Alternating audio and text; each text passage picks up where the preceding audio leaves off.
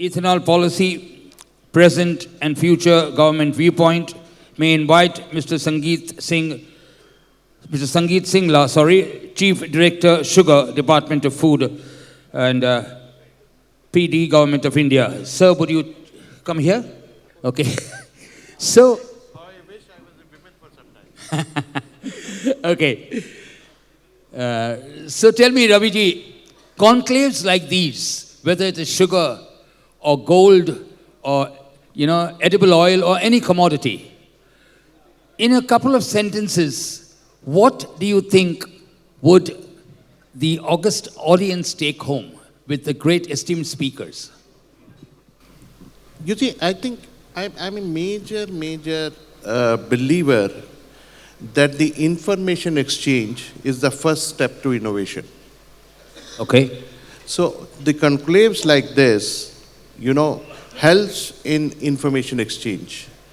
And human beings have limited 24 hours with them. They cannot focus on everything. But if you come to conclaves like this, you get the other perspective. For example, in this session, one of the session is such that which I have not even worked on. So it will be a kind of information for me as well, which is carbon credit. We have something very new in this conclave, which will be coming from Mr. Tamak, Sustainability, who has worked tirelessly on this job. Then everybody is hearing about Russia-Ukraine war, right? Somebody wants to know in totality that what is the impact. So we have a session for that. So my purpose, wherever I have tried to, and last but not least, I should not miss my session, because we'll be talking about branding and not how to brand and what to brand. That's not the objective. Objective is the audience like this, who are our members from the manufacturing community, from the trading community, from the logistics company, what are the opportunities in waiting for us?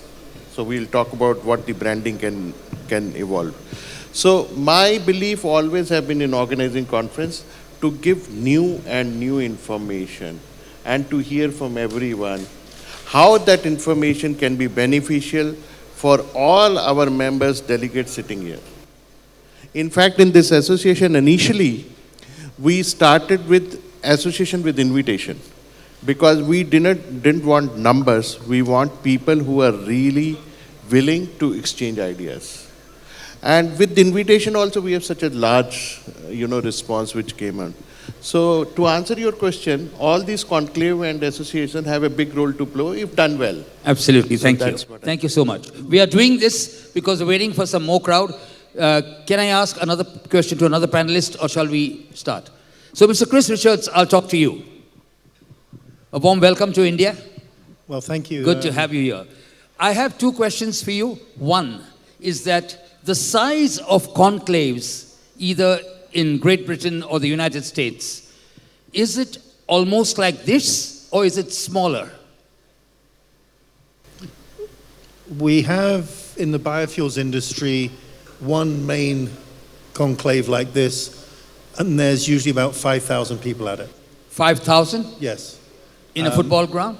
Sorry? In a football ground? No, it's we normally have one large conference center, okay. But the other conclaves are usually a little bit smaller than this. But there is one, it's called the International Fuel Ethanol Workshop, and that does attract somewhere between 3,000 and 5,000.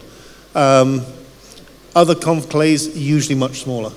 I've seen them down to 30, 40 people, maybe up to 150. Great. Thank you very much. One more question I'll ask you is that in terms of expectations, especially of international speakers and esteemed delegates, when they come to India, generally for you, is your expectations being met on this trip, business-wise? Absolutely. Yes? Yes. Wonderful. Okay. Raviji, shall we start? Okay, we begin now for the next session. And before we begin, let's give a big round of applause for ourselves, for everybody. Come on. All those who are caught dozing or sleeping, you'll have to give a penalty of 500 Indian rupees. Thank you, but we will not tell you that we caught you. Okay, so Mr. Chris Richards will start first? Yes? Okay, thank you. You have his presentation? No. These are okay? Hang on, this is coming. Well, what I'll say as part of my welcome first is I'd like to say thank you to the All India Sugar Traders Association for inviting me to speak. It's an honor. It's the first time I've spoken at this conference. There's a lot of people here that I think are able to make changes into this industry to take it forward. Okay, probably none of you know who we are. Our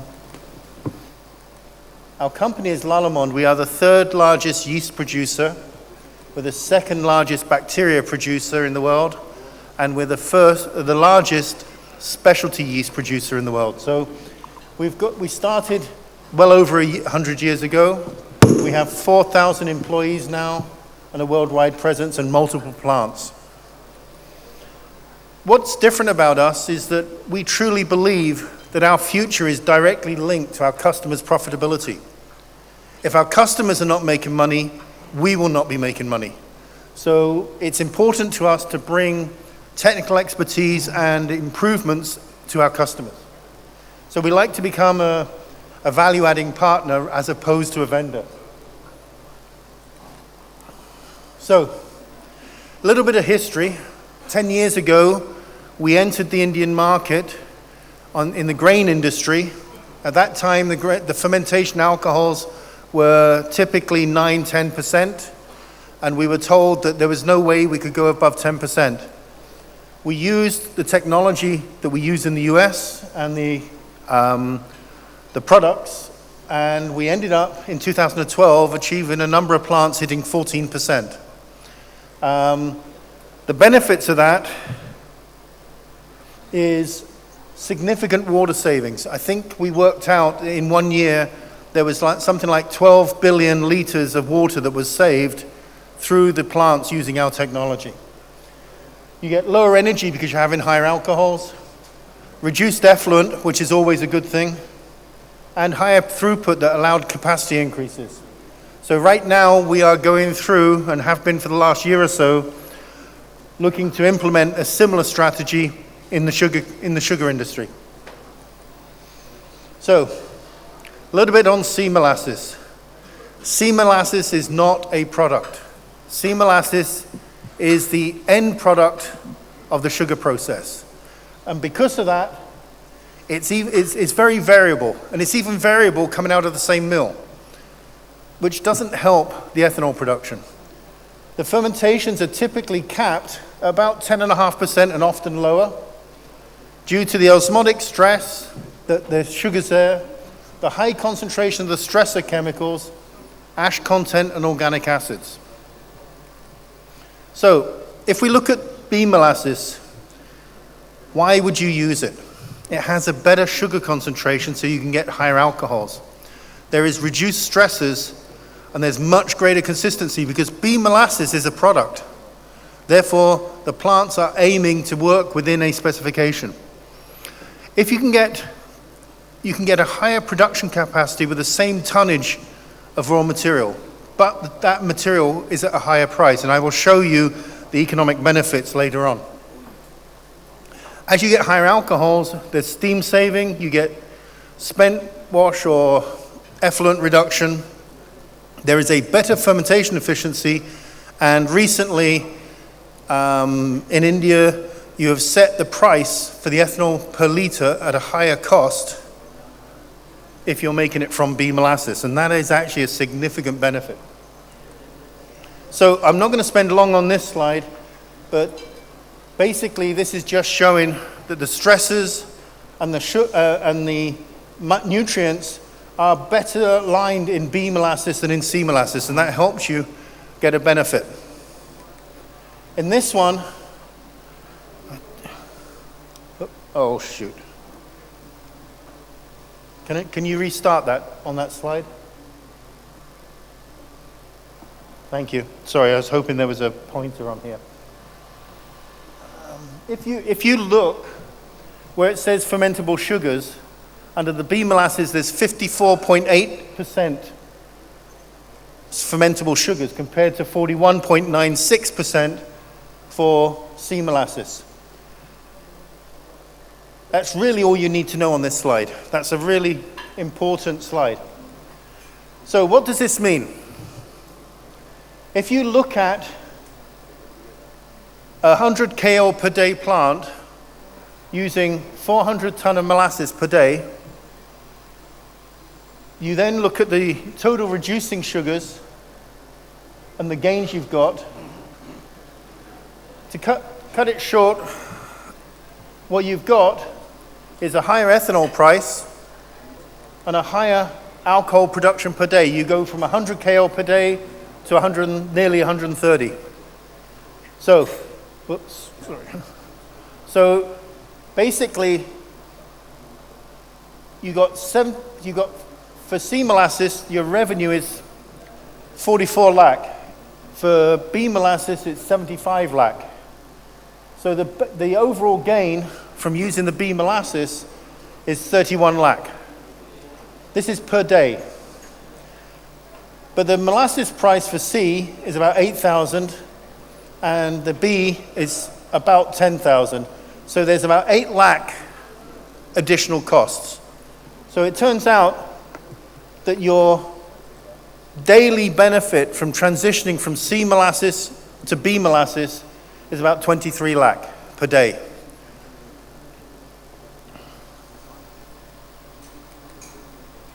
So what do you need to do to take advantage of this?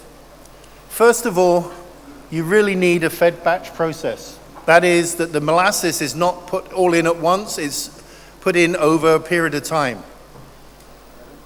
You do not want to treat the molasses or dilute the molasses in line. You want it going straight into the fermenter and diluting it in the fermenter. That significantly improves your hygiene. You need effective yeast management. There's a lot of practices where people cultivate their own yeast from slants. That doesn't give you a very consistent yeast. It frequently gives you a contaminated yeast, and then people will also use that yeast over multiple fermenters because they don't want to be propagating every day. Utilizing a commercial yeast and good manufacturing practices, I'll show you on the next slide some significant benefits. And you can also optimize the feed of the molasses to the fermenter. So again, if you look at this slide, you're looking at the top of 160 KL per day plant. Fermenters are filling at 6 fermenters a day. What we found is by improving the yeast handling, we actually got a 0.1% alcohol increase as a yield increase and a slightly better recovery rate because the yeast was healthier.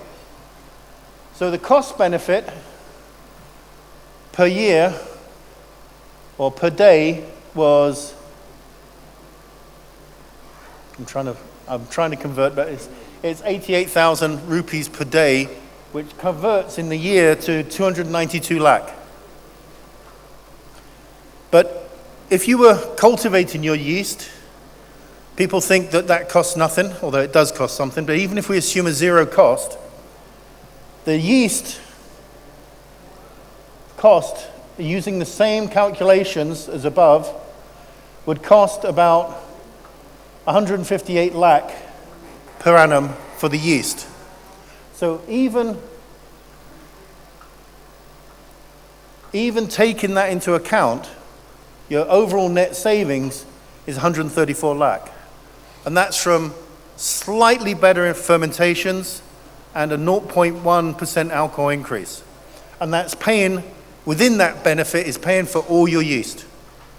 There's significant yield improvements are going to give you, by far, the highest payback in your process than you can do. So this is no capital expenditure, no changes to the process apart from minor changes up into fermentation, and it can produce about 134 lakh benefit. So, this is the only commercial slide. We have our yeast is thermostack, and it's an enhanced tolerant, it's a high performance dry yeast that is designed for sugar-based fermentations. It has an increased tolerance of temperature, pH, and common sugar stressors. The other thing we have is an antibiotic treatment, which is lactoside 247, which is actually given some significant benefits on hygiene control. So, we look at this, we look at the process, we look where we can perform, we combine that with good products and technical service, which is, we believe, our differentiator. We work with you with your plant's data and recommend solutions for improvements. And finally, we look forward to working with you and making significant improvements in your process. Thank you. Thank you very much, Mr. Chris Richards. A wonderful presentation, and thank you for doing it on time. Thank you. Short. Thank you very much. I'd now like to invite Mr. Sangeet Singla, Chief Director, Sugar, Department of Food and PD, Government of India. Sir, warm welcome. I have a presentation. Good afternoon to all of you. First of all, thank you very much for giving me an opportunity to interact with all of you. There's a wonderful conclave going on. I want your permission to digress a bit from my topic, that is government viewpoint. I want to go a bit beyond that, so that conclave is for brainstorming, and I can share my thoughts, personal thoughts, not as government opinion, but as an officer who has got some time working here. So I want to share those thoughts also here. So please bear with me about those thoughts. So as Mr. Chaturvedi in the morning session told that now sugar is no more sugar sector or agri-based sector, it is part of energy sector also. So we in government as well as in industry should think of ethanol not as byproduct but as the co-product of this sugar industry. And in that direction we are moving to achieve our E20 targets by 2025. So basically this whole exercise started with the basic purpose of having energy security for the country. If we are blending 20% of ethanol by 2025, we are expecting to save that much fossil fuel imports and savings of foreign exchange by around 35,000 crore a year. So it's a big thing, and on the other hand, we are getting benefits for farmer in terms of timely payment to cane farmers as well as better prices for grain farmers. So we are expecting those benefits. And one more thing for molasses-based distillery is that government has already announced subsidy for potash derived from molasses. So sugar-based distilleries can avail the benefit of subsidy from PDM. That is also a benefit. Now this is the graph showing the progress in last 8 years or so. In 13-14, our production of ethanol was just 38 crore liter and blending was 1.5%. You can see the whole thing was from C heavy only. And 18-19 onwards, we started with B heavy and to a limited extent with the damaged food grains. And now you can see the biggest contribution is of B heavy. And this contribution we are expecting to grow from sugarcane syrup, and B heavy contribution is increasing. But now for E20 we want grains to increase the contribution, as government envisages almost 55-45 or 50-50 ratio for molasses and grains. So grain distilleries need to come up in a big way. Current capacity is around 300 crore liter for grains, so they need to add around 500-550 crore liter capacity in coming 3 years. And we are getting maximum proposals from grain-based distilleries for intra-subvention. So we expect those distilleries to come up in time. So these are the steps taken by Government of India to promote ethanol production and maximize the blending. FCI rice, maize has been included. And the biggest thing is the procedure for EC, environmental clearance, has been simplified. That's why you can see that in the current window, which we have recently opened on 22nd April, we are asking for environmental clearance certificate beforehand so that only serious project proponents can apply. And that has been envisaged because we know that most of the distilleries can take EC within 2 to 3 months' time. And many of the project proponents have already worked on that direction. So that is one thing where we are expecting bigger progress. And 20% blending notification, all of you know.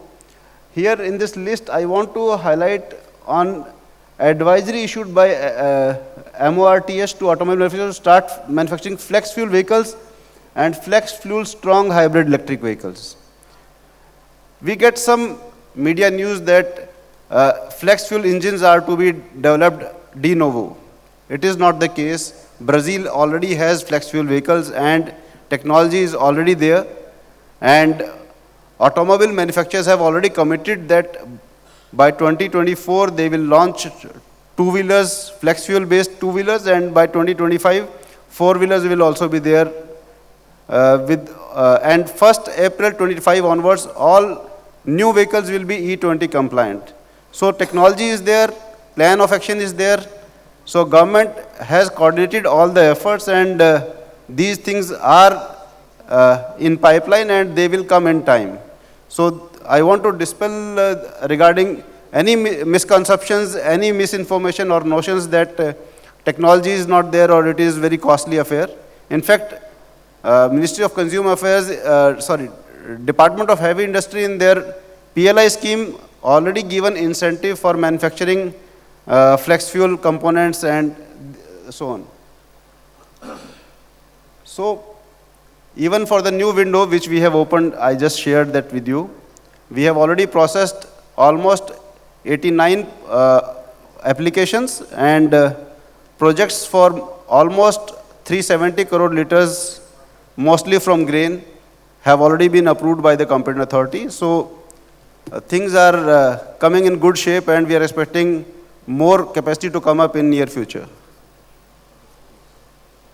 This is the roadmap given by Government of India, that we are expecting 10% blending in this year, 12% in next year, 15% and 20%.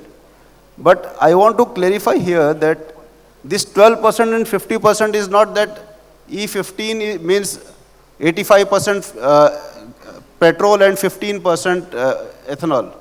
Basically, we are targeting that 15%, we will achieve 15% by having E20 vehicles from 1st April 23 onwards, and we will have them use E20. So existing vehicles will use E10 and new vehicles will use E20. So on the basis of that ratio, these targets are going to be achieved. There is no fuel going to come up as E15 or between E10 and 20. So this misnomer should also be clarified to the industry. This is the status of existing capacity that we are currently having capacity of around 867 crore liter, and we are going to have capacity for E20 is around 1700 crore liter. So almost 50% capacity is already there, and the in principle approvals which we have given and the progress which we have reviewed from time to time, in addition to the current approvals which already have environmental clearances, we can say that by end of next year we'll be having around 1200 crore liter capacity, and by December 24 we are going to achieve beyond 1500. So by 2025 we are confident that this capacity of 1700 will be achieved, and the mandate given by the Honorable Prime Minister to achieve E20 by 2025-26 we are going to achieve that. So this is the thing, but here is the challenge. You can see on the left side, the green part is showing the surplus states, UP, Maharashtra, Karnataka, and Punjab, basically because of the dominance of molasses-based ethanol capacities. But with the passage of time and the progress made by grain-based distilleries, by 25-26, we are expecting most of the states to be green, means they will be having sufficient capacity to meet their E20 blending requirements. Some states like Rajasthan, northeast states except Assam and Ladakh, these states generally don't have sufficient feedstock, so it is not practical to transport feedstock to these states and manufacture ethanol. So we don't envisage sufficient capacity to come up in that area, but like Assam is going to meet the requirement of whole northeast, and Punjab, Haryana, Madhya Pradesh, these UP, these can meet the requirement of Rajasthan and to some extent if required for Gujarat. And southern states like Karnataka and Maharashtra, they can meet the requirement of deficit southern states. So whenever we get this capacity, we will resolve the issue of transportations, longer decantation period, or less storage capacity by OMCs and various other issues. These will be sorted out, and then you can see the smooth flow throughout the year about the ethanol, because grain-based distilleries can supply ethanol throughout the year. So I think in next 3 years we are going to see a lot of action. These are the benefits government is envisaging from E20. First is definitely timely payment to cane farmers, extending the benefits of ethanol from only cane farmers to maize and paddy farmers. And every year they are going to get 60 to 70,000 crores. And as we expect more blending after 25-26, these benefits are going to grow.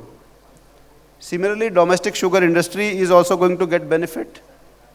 We are expecting more than 60 LMT sugar to be diverted to ethanol.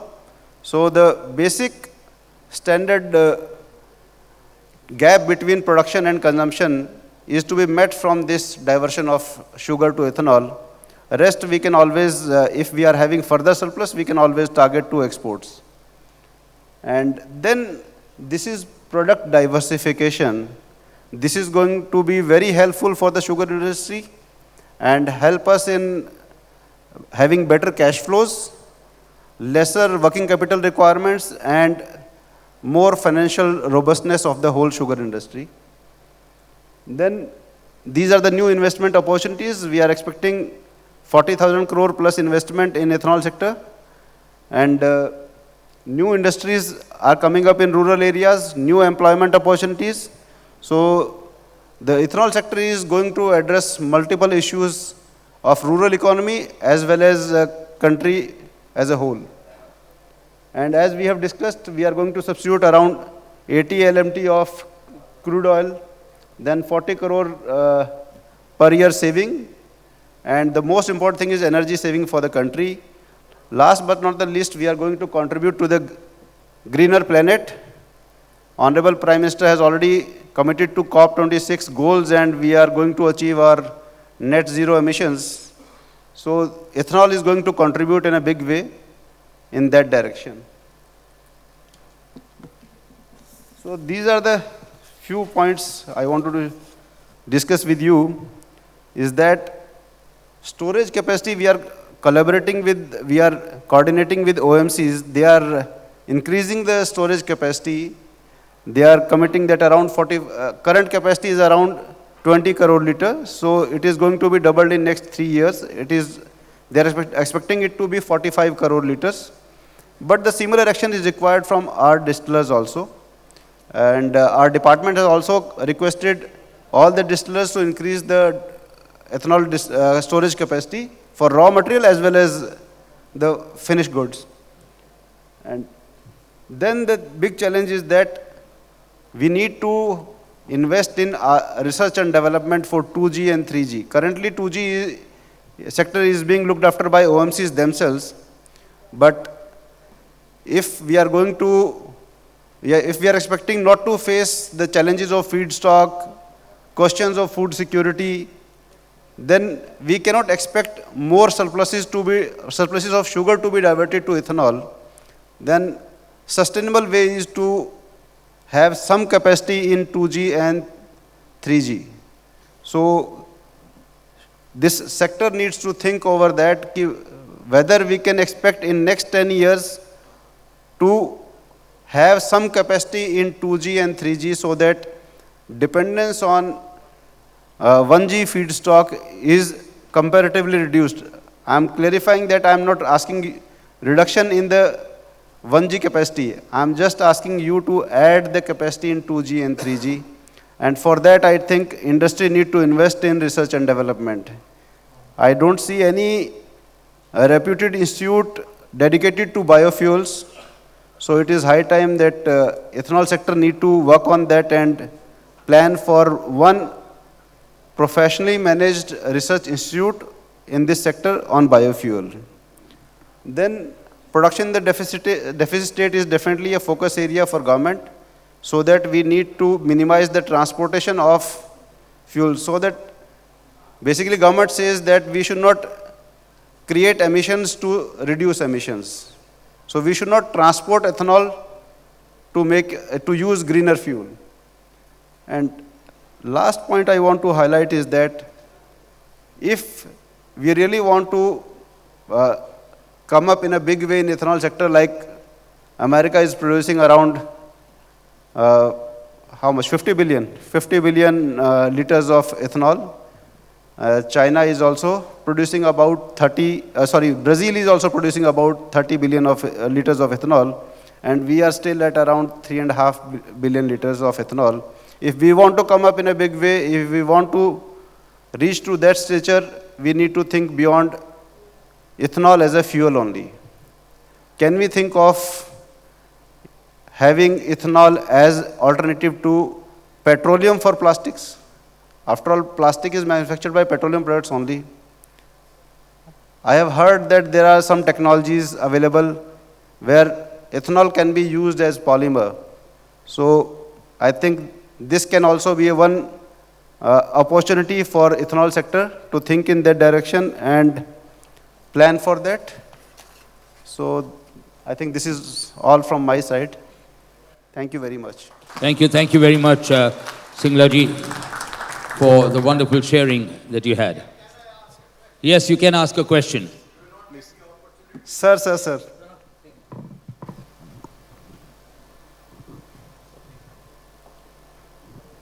How confident are you of India achieving the target from grain ethanol?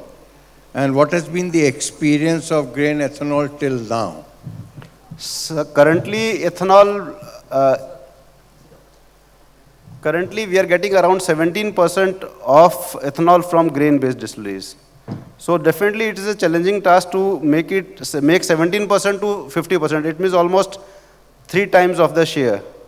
But in last 6 months, which we have seen, the new capacities which are coming up are majorly in grain-based sector.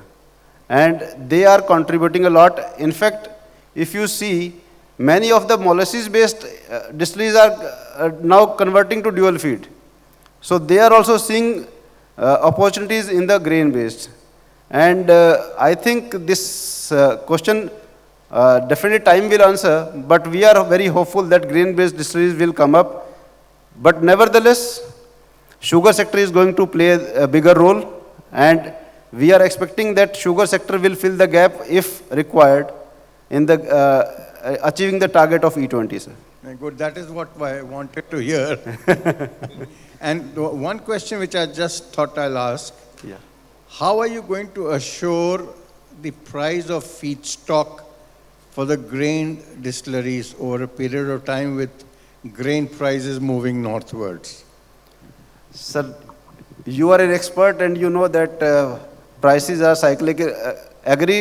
all agriculture-based commodities are cyclical in nature, definitely DFG or feedstock for grain, ethanol, they are also cyclical in nature because of, if you see, just before Ukraine-Russia war or this conflict, there was no issue. We were full of surplus grains, and suddenly because of this incident, we could export a lot, and we are facing the deficit, or we are not having so much surplus grains. I won't say deficit, but there's so much, not so much surplus grains. That's why this whole scenario has been created. But every year we are not expecting a war. So. Thank you so much, Atul Bhai. Thank you so much, Singla ji. I would now like to invite on stage to talk about carbon credits, a disruption, and how the sugar industry should benefit from it. Mr. Sanchayan Chakraborty. Hi, while he puts it on, maybe I'll just introduce myself. My name is Sanchayan. I work for a firm called AISTA'S. I happen to be one who's not from the sector at all, so I'm, very different from what I do is very different from, any of you. I'll just give you a quick background to AISTA'S. Yeah, that's the logo of the group. What we do is actually, we are a financial services business. We manage social impact funds, venture capital funds, which invest for social good as well as environmental good. And we also do a consulting work around social impact. These are all for-profit businesses. We manage about $500 million today. We've invested in about 70 companies. We invest in India, we invest in Asia, around the world. Environment is one of our sector focuses, and we're doing a lot of work on carbon credits and net zero, and which is why I think Raviji felt we should come and talk to you today. So net zero, Modi ji announced net zero India by 2070. There are lots of announcements around that. I mean, what does it really mean, and how does it tie into carbon markets? What are carbon markets? And then, how does the sugar industry benefit from it? I'll try to cover that in a short presentation. I'm happy to take questions after that.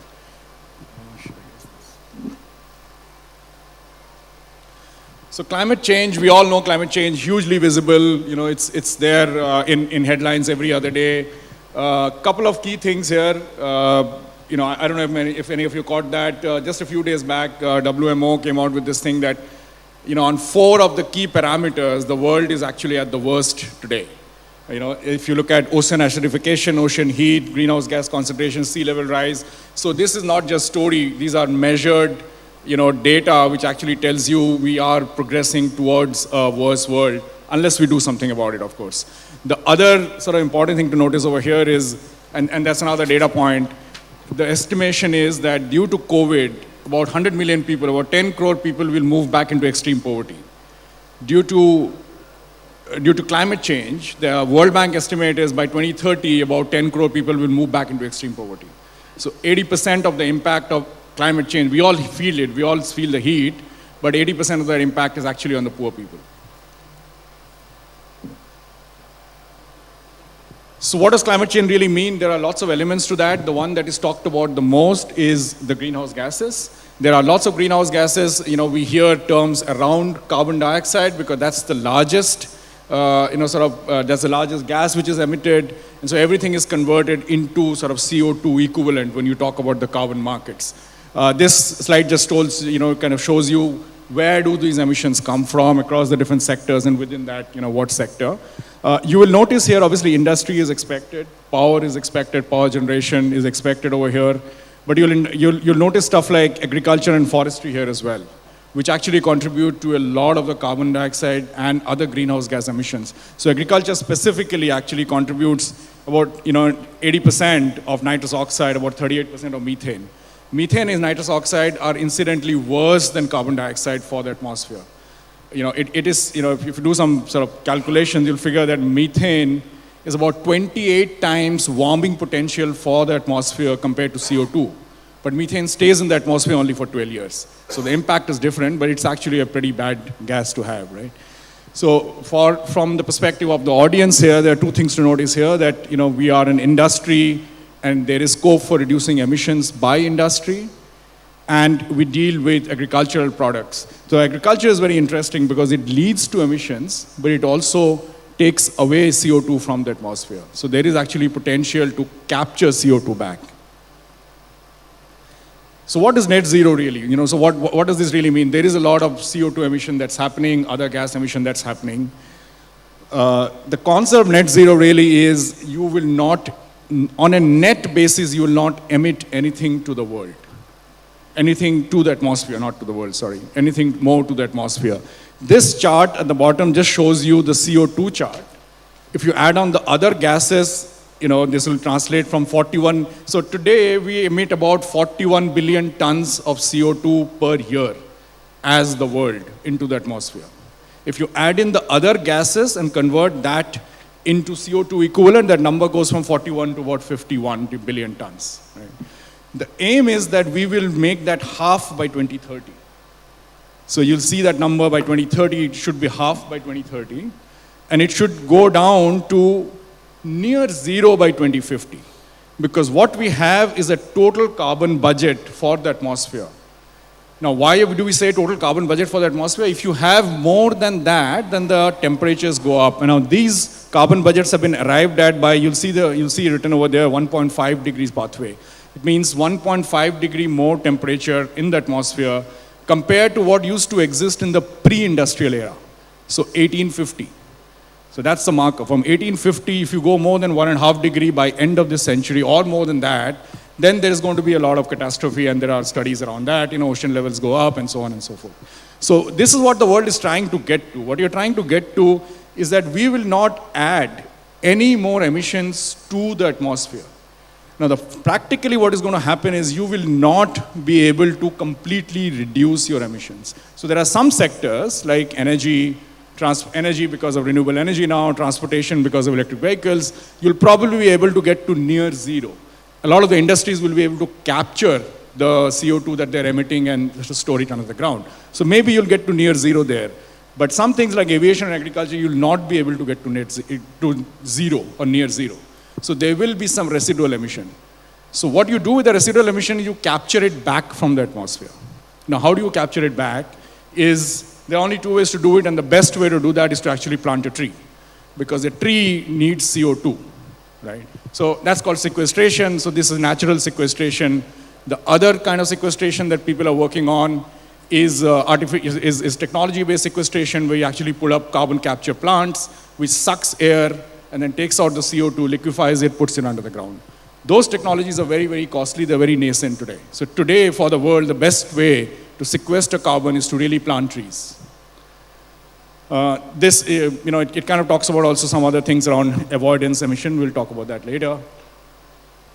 So how does it relate to the carbon markets? Now, if you want to reduce emissions, if you want to reduce the CO2, then you got to treat that as an item which has a value.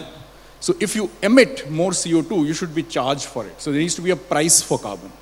And if you're able to capture CO2, you should be rewarded for it. So how does the world sort of create economies? I mean, you create industries by creating incentive structures. So that's the incentive structure. You put a price on carbon. So if you emit more, you'll have to pay for it. If you capture, then you'll be paid for that, right? And the world really came up with a market to do that. A lot of you will probably be aware of, the Kyoto Protocol area, the CDM market, and I'm sure some of the sugar industry people actually had worked on bagasse-based cogeneration plants, where some of the credits were sold. This was about 10 years back. That market crashed. That market did not work. Today, this is a different era. Today, you have Paris Agreement. There is a much more impetus on getting to net zero for the world, which is why there is pressure on countries to come up with net zero, sort of targets as well, and then companies to come up with net zero targets as well, right? So there are two kinds of markets. There is, in the carbon market, there's a compliance market and a voluntary market. The compliance market is by law. So the government or the UN or the world, or whatever, the UN body, under that you sign an agreement saying, I will reduce my emissions from X to Y. And then you have to follow that. If you do not follow that, then you have to pay for it somehow.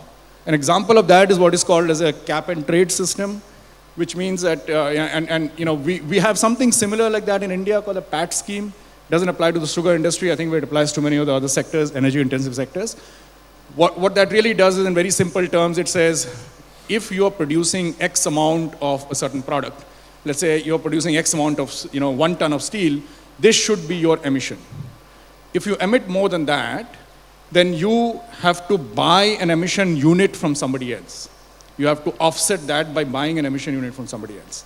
And if you are a producer who's actually emitting less than what is the norm, then you get to sell that unit to the other person.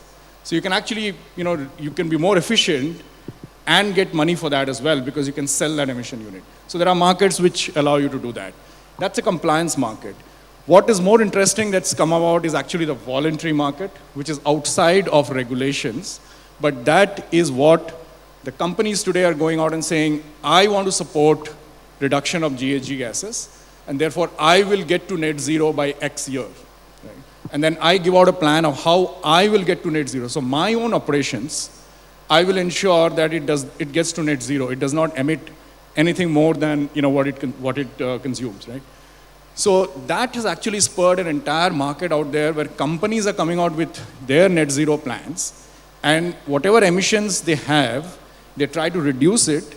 To the extent they cannot reduce it, they offset it by buying credits. To give you a perspective on the size of that market, it's relatively small today. It's about $1 billion in size. But the prediction is it will go to about 50 times that by 2030.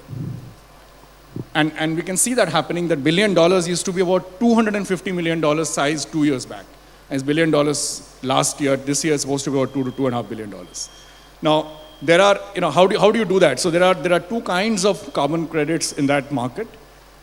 One is an avoidance credit where you avoid making some emissions and you can get some credit for that. Or you can remove the emissions by either planting trees, nature-based or technology-based. Incidentally, India is actually a large provider of these voluntary carbon credits. It used to be mostly renewable energy credits earlier. These days, in that market, there is a lot of other kinds of credits that are being given, including, afforestation credits, but also quite innovative credits, things like cook stoves, for example, other use of biofuels.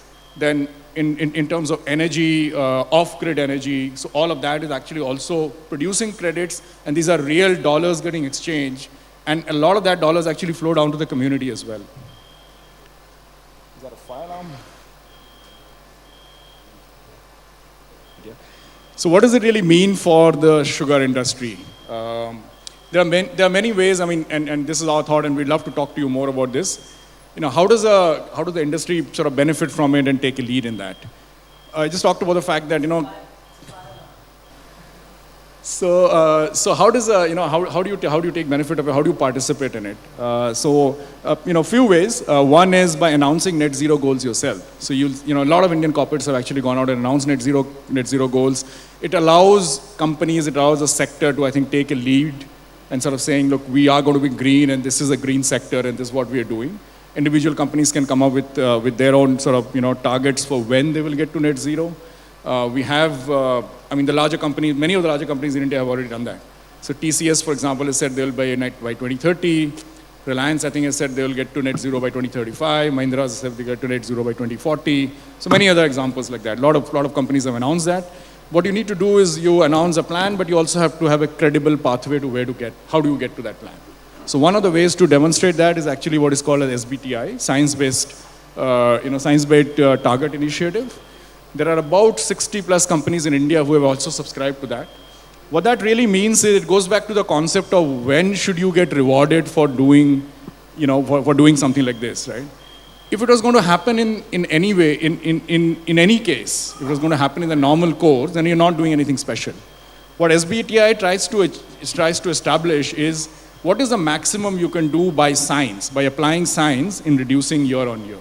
So if you subscribe to that, you actually have to go through an audit process. So if you say I'm going to reduce from 100 tons this year to 50 tons, in 3 years, then you have to be able to demonstrate by science how I'll get that, and somebody will audit that over time. Right. The second way is to actually generate carbon credits, and this is a revenue-making opportunity, really. This is actually a revenue-making opportunity where, and we looked at the value chain, and I talked to you about some of the specific opportunities that we think the sugar industry can participate in. But this is where you can actually generate carbon credits. You can get value for generating carbon credits in some way, right? And besides that, there's obviously the branding benefits, which is, we just heard about supporting the country becoming energy efficient, for example, through ethanol. That's something I think the industry should benefit from. There are concepts like carbon neutral products. So I don't know if you've heard of, carbon neutral LNG, for example, or carbon neutral shipment. So even the oil and gas companies, which are the largest emitters of the world, are able to classify a shipment of oil as a carbon neutral oil. And the way they're doing that is they're saying for that shipment, or the energy included in that shipment, I'm offsetting it by another project somewhere else. I'm buying that project, or I'm buying those credits, or I'm investing in some other, it could be tree plantation, it could be something else, right? So that actually, so if an oil and gas industry can do it, many other industries can actually do it. So one of the concepts that we thought, why not create a brand around carbon neutral sugar? That, in the production of this sugar packet, there has not been any CO2 emission to the atmosphere. And that's something that actually can be done. So multiple ways that the industry, we think, can participate in this. Specific projects, these will all require, obviously, more detailed understanding of it. The way these projects are designed is you first look at a baseline to say what is this base case today in terms of what the emissions are, what the value chain is, and then what specific activities are being done to ensure the GHG emission is reduced or it's captured. So, we just looked at the value chain and we came up with some stuff ourselves, and these are things that have been tested in other markets, or there are potential use cases for that. In upstream, for example, your supply, in agriculture, there are two definite ways of sort of participating. One is organic fertilizer reduction in N2O emissions. N2O emission actually, counts for a lot of value. So in fact, carbon credits have a value, there's a price. So CO2 price, a ton of CO2, just to give you a sense, can vary from anywhere from $5 a ton to $20 a ton, depending on how it is being produced. So how it is being reduced. So if it's a renewable energy credit, it could be priced at $2, $3 per ton. But if it's agroforestry, where you're supporting farmers, it could go up to $20 to $25 a ton, right? An N2O credit will actually be a much higher value. A methane credit is a much higher value, because the impact of that on the atmosphere is a lot more. So that's actually a very definite way of creating a project than mulching, which is instead of burning the crop after the harvest, you actually leave the crop and you recycle that. That increases soil organic carbon. That actually has a value. So there are different sort of projects that can be done. Bagasse-based cogen has been done in many places. Aerobic wastewater treatment, again, methane capture, that's a project that can be done. Downstream as well, there are many projects. So bagasse converted to biochar. Biochar, incidentally, by pyrolysis of bagasse, biochar is very, very high value credit, because biochar has a potential to stay locked in carbon for more than 1,000 years. So that actually has a very high value as well. So I think what if you're interested, what you need to do is to really, talk to a specialist and try and identify specific opportunities in your value chain where you can capture that carbon. We ourselves, there are a couple of things I just wanted to leave with you in the end. There are two things that we are doing. So we have a team, IntelliCap, which specializes in carbon markets and carbon projects. So if any of you are interested in talking about identifying specific carbon opportunities in your business, we should talk to them. And I'll leave contact of Santosh, who's the right person for that. As a fund, we're also creating something. This is probably the first fund in the world which will do this. We're creating a fund. This is a private equity fund, which will invest in afforestation projects. So this will invest in projects, agroforestry, agriculture, land management, afforestation, which creates carbon offsets. So our intention is that whoever invests in that fund actually gets the carbon offsets. So we invest the fund, we create the carbon offsets, and we hand it back to the investors. So that's something we're doing. If you're interested in that, very happy to talk to you over that. So that's about it. I'm done. Thank you. Thank you. Those are the contacts. Thank you. Thank you very much. Absolutely.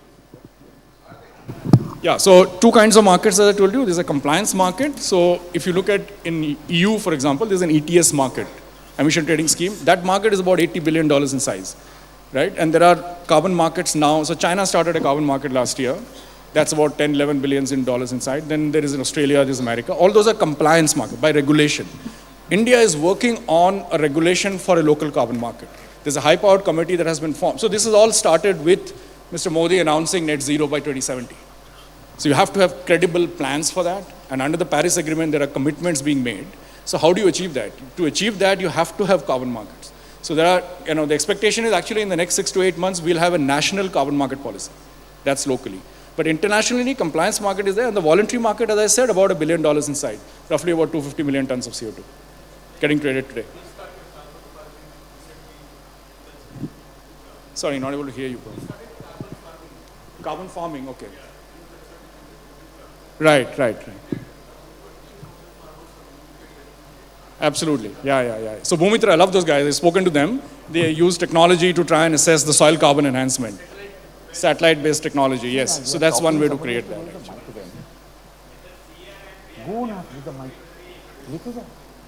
So will they be? Reintroduce CR and VR. Okay. So, yes, the short answer is yes. Under the Paris Agreement, the countries have a requirement to reduce your carbon emissions by XYZ, right? So the countries, these are called NDCs, nationally determined contributions, right? So one way for you to achieve that, for some of the countries, one way to achieve that could be, they will not be able to reduce it or offset it, they will buy from others. So there is a mechanism created for countries to buy from each other, right?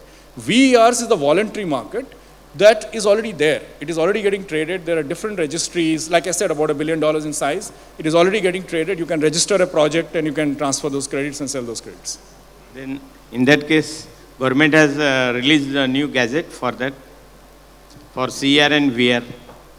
New what? New gazette? New gazette. VR. New gazette. From central government of India. Yeah, so notification. Like I said, the India government is actually working on a policy right now.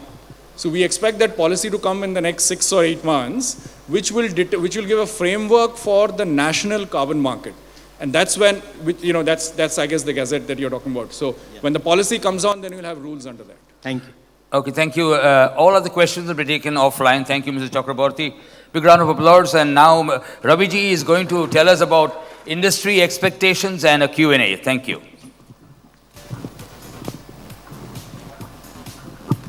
Thank you very much, and thank you all the speakers for excellent presentation.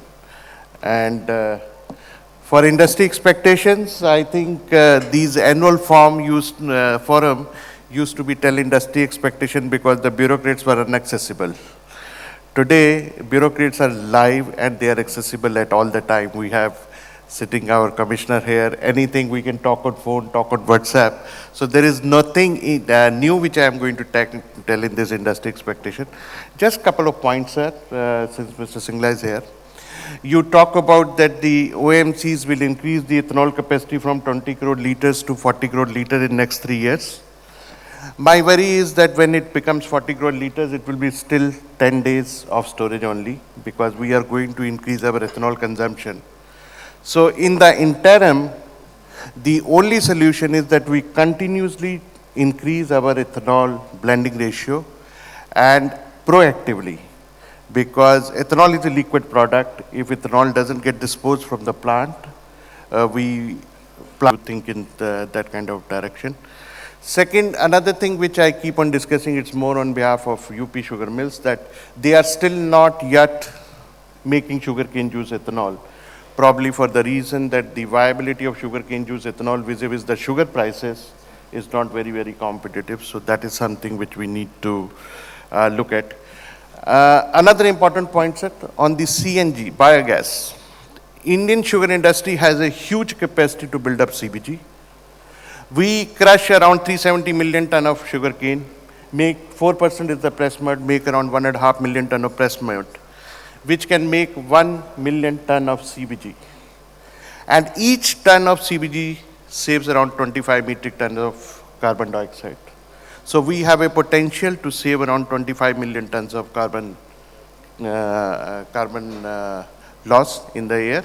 And this is some area which we should look at.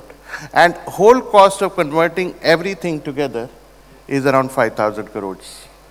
And projects are viable even today at 3 years, but there are glitches, so which we can discuss at a greater length. Probably this is more MPONG issue than the food ministry, but I just wanted to draw your attention to that. And in the morning, Secretary talked about one of my very, very favorite project, that we should not export the basic commodities. And I am 100% votary of that. There is no big point in selling, sugar as low quality white sugar or raw sugar. We must value it.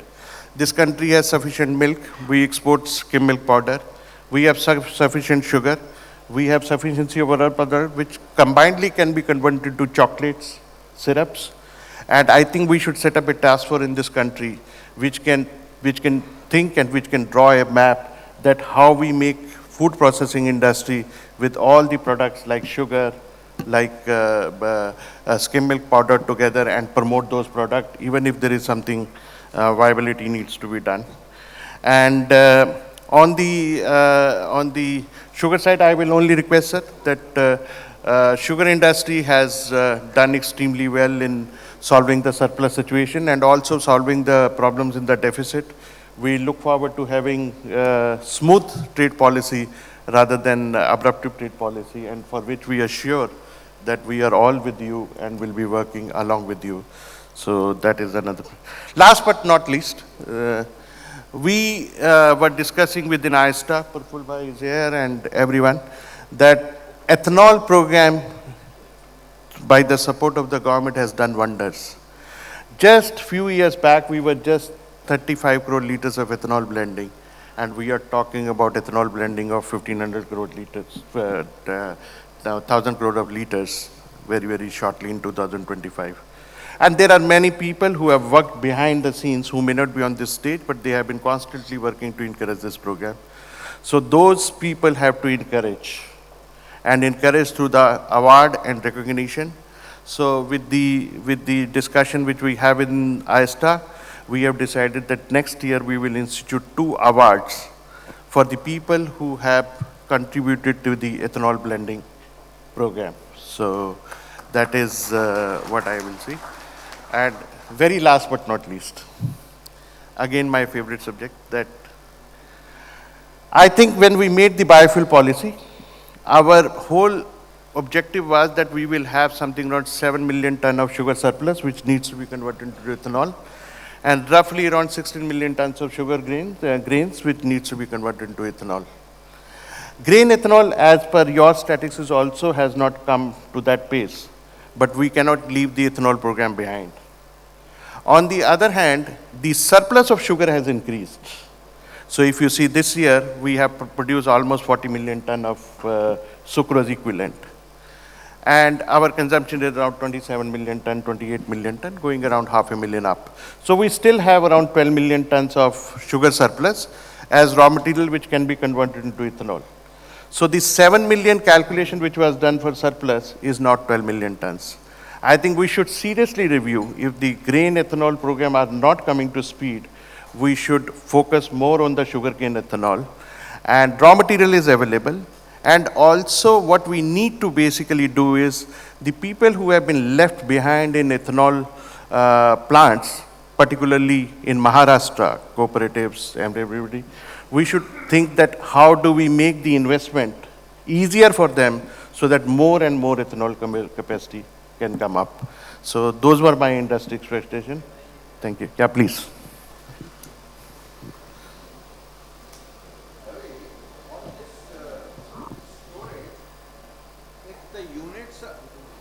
If the units are willing to expand the storage capacity, the only hitch is that OMCs should pay them even if the goods are stored in the mill's premises.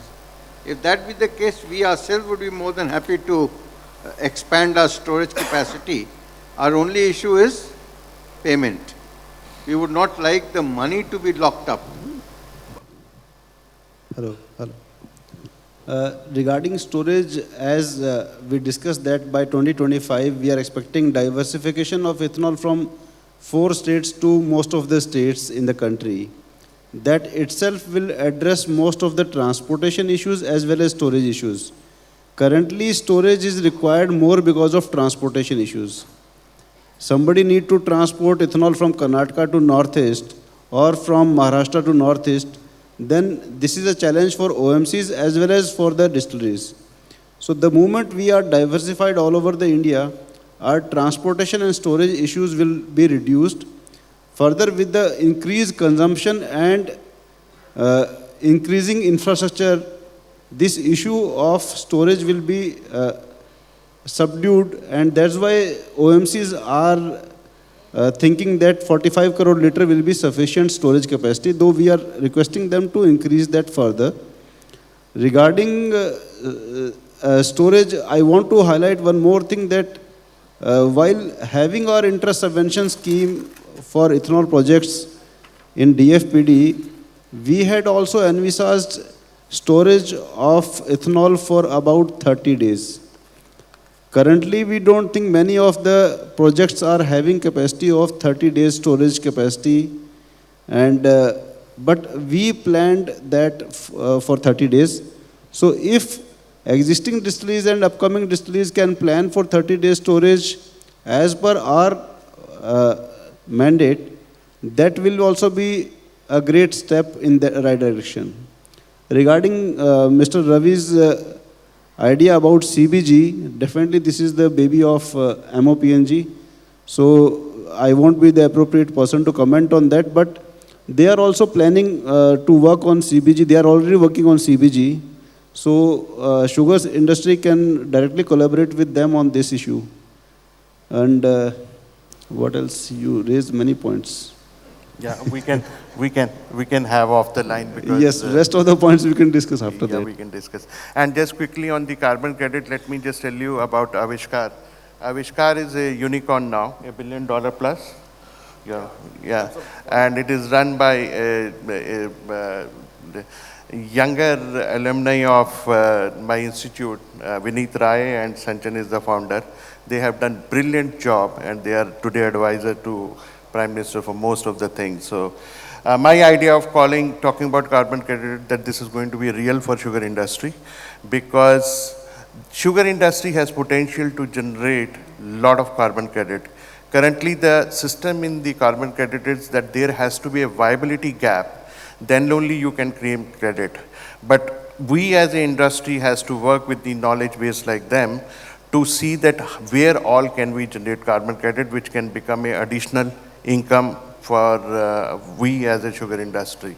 And somebody was asking me that whether the carbon credit is tradable. Yeah, carbon credit is widely tradable. Companies like Coca-Cola and Nestle have given their commitment that they will be net zero, so they are the buyer of carbon credit. It is something, a very, very big area which we should not miss. I will request that if Sanjay is around, have a brainstorming session with him and probably get more understanding of this subject with him. So with that note, I thanks all the speakers. Thank you very much for particularly Dr. Richard, who traveled all the way from US, for being on the stage and advising us on the increasing the potential of bee molasses ethanol. We are all there to learn, and we will continue to be. Dr. Sindhu, who is my colleague, I can't say no to him for a question. From the carbon credit point of view, I just wanted to add one prerequisite, which I think Avishkar would have shared, that you have to plan for it, then only you get it. Post facto, you can't go for it. It's yes. very, very important. No, absolutely important point, because this is not something which can be done a day. It needs to be done in a planned manner. And I tell you, I am a student of carbon credit, so. But I tell you, this has a huge, huge potential, which we need, as sugar industry, need to get into more, because it can really become an income. Thank you. Thank you very much. Thank you very much. I would like to invite, thank you. Please be seated. Please be seated. I'd like to invite Vice Chairman AISTA, Shri Karan Aminji, to please come on the stage, please. Thank you. And you will honor Mr. Chris Richards. Honoring Mr. Chris Richards by Mr. Karan Amin, Vice Chairman AISTA. Big round of applause, ladies and gentlemen. Thank you.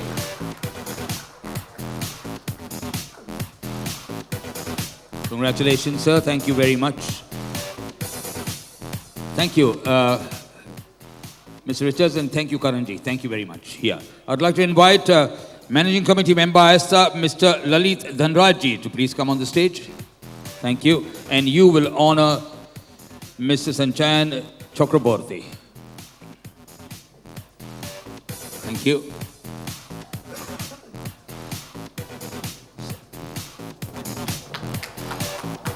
Thank you, sir. Thank you for your presence here today, which has enriched our audience.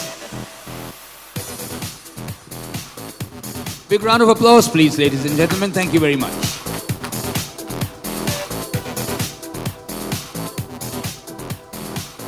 Thank you both. And I'd finally like to invite Mr. the Pankaj Kasera ji, Treasurer AISTA, on the stage, please. Pankaj ji, thank you. And you will honor Shri Sangeet Singla ji, please. Sir, please accept a small token of appreciation from AISTA. Thank you.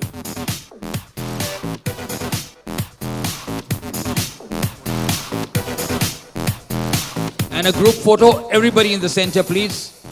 You can display your trophies and your books as if you have won a war. Thank you.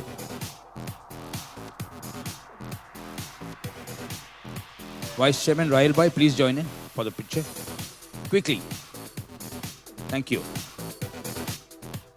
Great picture, great leaders, and great association AISTA. Ladies and gentlemen, big round of applause. Thank you very much. Thank you all. Thank you so much all. Thank you.